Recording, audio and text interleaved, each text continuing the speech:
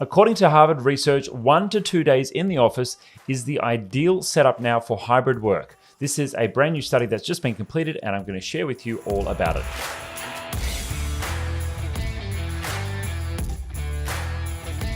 Hi, my name is Pete Moriarty. We help business owners systemize, organize, and scale using Google Workspace. And in this video, I'm talking about a study that Harvard recently did as the likes of companies like Apple, Bank of America, Alphabet, Google, everyone are starting to bring employees back into the office after the pandemic, potentially not understanding the productivity gains or losses with their shifting work culture and their workforces. Now, we've been running a remote team for over 6 years now. It was actually before the pandemic happened. We had every single person in our organization working at home, now a group of over 60 employees. And we've learned a lot along the way of how to get teams working productively in a completely remote setting.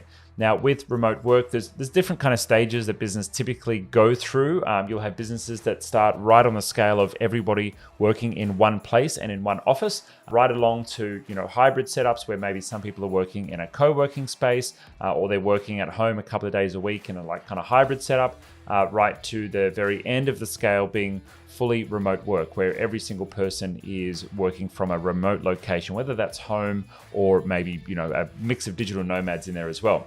And here in Australia, there's quite a number of businesses that have actually embraced remote work. Right across the world, we've seen examples like Zapier and GitHub that were recently acquired by Microsoft as large organizations that have completely scaled out workforces. And locally here in Australia, one of the companies based out of Sydney called Atlassian, which makes tools for developers, have a number of remote workers that make up a pretty large part of their workforce. I actually attended a presentation where their head of people said that in their top 5 offices, number 1 was their Sydney office, number 2 is their LA office, or maybe it was San Francisco, I think, and number 3 was actually their army of remote workers who work from home all over the world. And this is an organization with thousands and thousands of employees.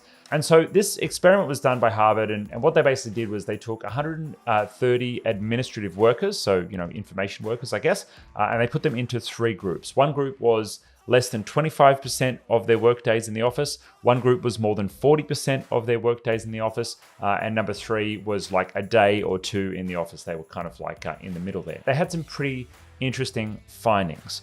Number 1 finding was that intermediate hybrid work is most likely to be the sweet spot, where workers have the opportunity to have some flexibility in their work, yet they're not going to feel completely isolated to peers who are predominantly, working from home or completely 100% working from the office. And so this is effectively, what our experience has been is that flexible work and allowing people to work where they want to work and when they want to work works the best. Now, we have a business where most people are working at home 99% of the time. From time to time, our team will get together and they'll have like a co-working day. Maybe they work in a co-working space, or we'll have people fly into one city and have like a working catch-up, working hangout. And that tends to work well. But many businesses now in large cities where they've invested in office space are taking the opportunity to create that office space as a work hub, which is a pleasurable place for the team to actually go into and want to work at.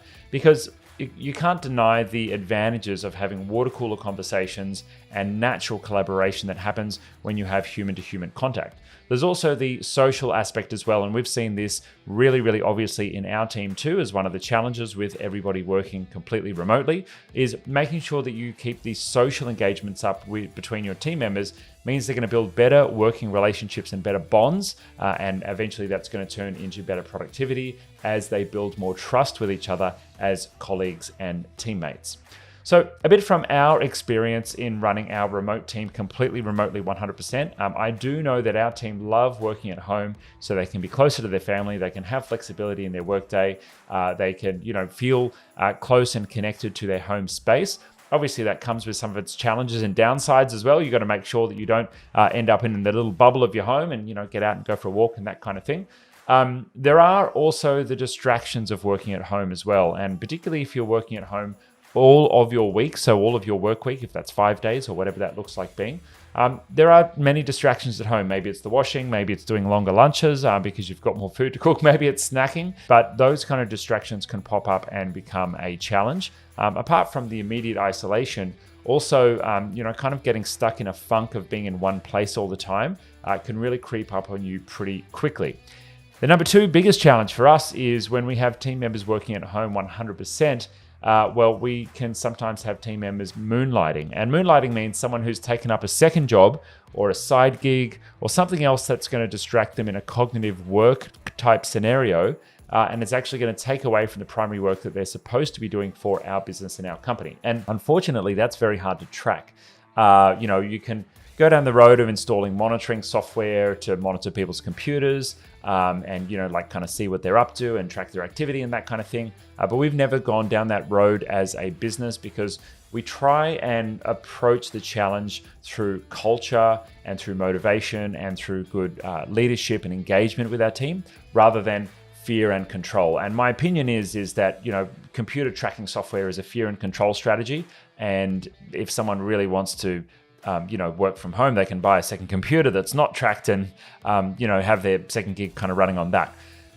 So once you've got all these kind of like pieces of the puzzle of working remotely or working in a hybrid scenario, I guess you've got to then decide, how the logistics are going to actually work for your team.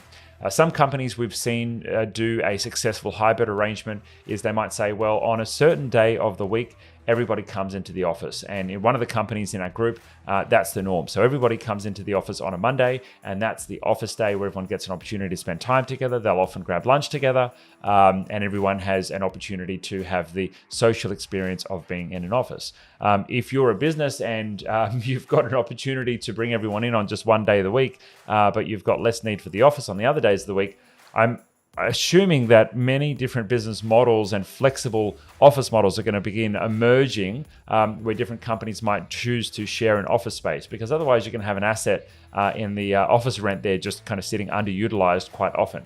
But thankfully, there are places like co-working spaces, which will sometimes give you a day pass for your team or give you a flexible arrangement where you can bring team in on a regular basis on just one day a week. And that might be a good option for you if you're looking for a place to go, or if you currently have an office and you're realizing you're going to need it a whole lot less. But there are many places for you to connect with other business owners through networking events, and you may be able to find flexible arrangements for you. But I would say from one thing we've learned in managing and dealing with a team that's completely remote over many years is there are additional overheads required. And those overheads required to make sure the team are performing well even when they are remote are very important to make sure that you get right so your team can remain productive and remain engaged in their work. Now, I'd say the first one is additional HR. Additional HR really means that additional support for your team, additional reaching out and making sure everyone has things like wellness checks happening, ensuring that there's proper processes in place for your managers to be doing one-on-one with their team members and coaching with their team members just to do their check-ins. We do a quarterly happiness survey as well, which is a big deep dive and a check into our team on everything that you track, with the metrics with, are they happy with their manager? Are they happy with their work? Do they feel engaged in their work? Do they feel supported in their work? Do they feel like they have a great career path? Do they feel like they're aligned with the company's purpose and mission? And that's really our KPI and our track to see that how our team are going, if we need to, work on our culture or not. Secondly, I'll say the culture overall of the business is very important. If you've not already developed a culture which is built around values and mission and purpose inside your business, you're going to find it pretty hard for people to be working remotely and still feel a part of a team and part of an important mission. If you've got team members who are dispersed and they just see your gig as just another gig, you're not going to be able to break through that barrier of isolation for them.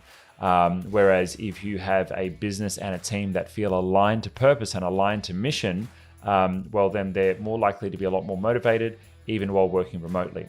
And so the ways that we do that are obviously we have a business that is led from the top with mission and vision and values as our shining, North Star that helps us to guide the business and how we, do all of our strategy and everything else in the business.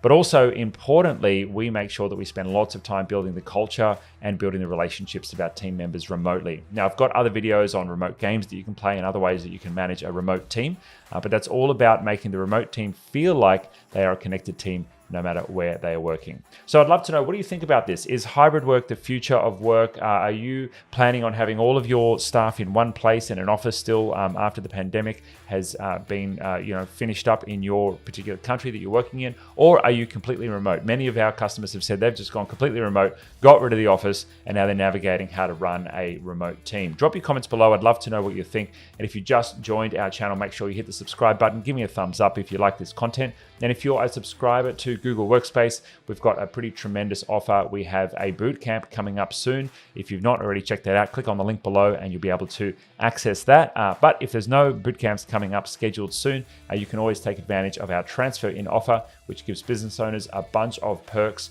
for transferring your licenses to us in Google Workspace. It doesn't cost you any extra, but you get a bunch of advantages like some free training, a free account check. You get support from our team as well. And then we are on hand for anything you need in the workspace world. All right, until the next video, I'll catch you later. Have a good one.